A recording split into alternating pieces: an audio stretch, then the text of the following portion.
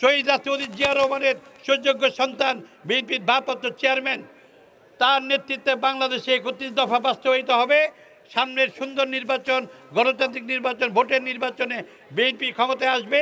আমিনুলের নেতৃত্বে ঢাকা মহানগর এবং সকল ওয়ার্ড, থানা আমরা সঠিক ভূমিকা রাখব। এই ধরনের ভুয়া সাহস আপনারা করবেন না। আমিনুল ফুটবলার থেকে রাজনীতিবিদ হয়েছে। বাংলাদেশে ব্যতিক্রম যে ফুটবল থেকে এত অল্প সময়ে আমাদের বিএনপি রাজনীতিতে যদি আমি 5 জন জনপ্রিয় ব্যক্তি বলি, তার ভিতরে আমিনুল একজন। এটা মনে রাখতে হবে। আমরা তার পিছনে সর্বদা ঢাকা মহানগরীর ওয়ার্ড, ইউনিট, থানা সকল পর্যায়ের নেতৃবৃন্দ সবসময় তার মঙ্গল কামনা করি। কারণ আমরা জানি আমিনুল যদি টিকে থাকে, আমিনুল যদি সঠিকভাবে কাজ করতে পারে, তাহলে আমাদের ভারপ্রাপ্ত চেয়ারম্যান তারেক রহমান যে সুন্দর বাংলাদেশ গড়তে চাচ্ছেন, সেটা মহানগরীর পক্ষে একমাত্র আমিনুলের পক্ষেই সম্ভব। সেজন্য বলি, আপনারা সকলে ঐক্যবদ্ধ হন। আমরা আমিনুলের পিছনে আছি। আমিনুলকে বলবো, আমিনুল যদিও এগুলোকে ধরে না, এই ধরনের জিনিস আমাদের ধরার কিছু নেই। মানুষ জানে আমিনুল কি, আমরা জানি আমিনুল কি, খালেদা জিয়া জানে আমিনুল কি, তারেক রহমান জানে আমিনুল কি, স্থায়ী কমিটির লোকরা জানে আমিনুল কি। আমিনুলকে নতুন করে পরিচয় দেওয়ার কিছু নেই। এই ধরনের কথা বলে আমিনুলকে পিছন দিকে আপনারা নিতে পারবেন না। আমিনুলের নেতৃত্বে সামনের দিনে এগিয়ে যাব।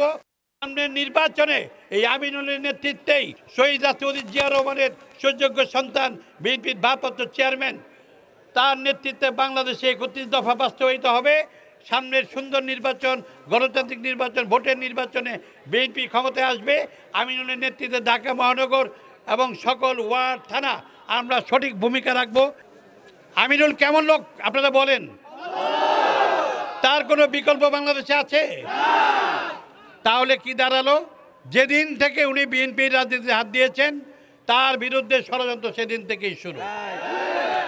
বাংলাদেশের কিছু এনসিপি কি, এনসিপি কয়দিন যাবত, তাদের জন্মের বয়স কত তাদের?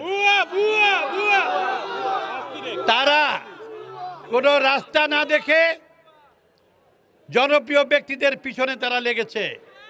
তাদের উদ্দেশ্যে বলতে চাই, এই ধরনের জনপ্রিয় ব্যক্তিদের পিছনে লাগা বন্ধ করেন।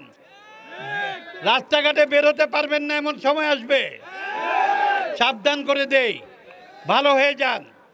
সত্যিকারে যারা অপরাধী তাদের ব্যাপার আপনারা তুলে ধরেন।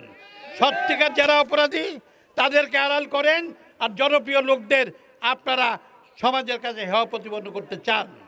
আমিনুল সম্বন্ধে আপনাদের মন্তব্য করার সাহস কীভাবে আছে আমি জানি না।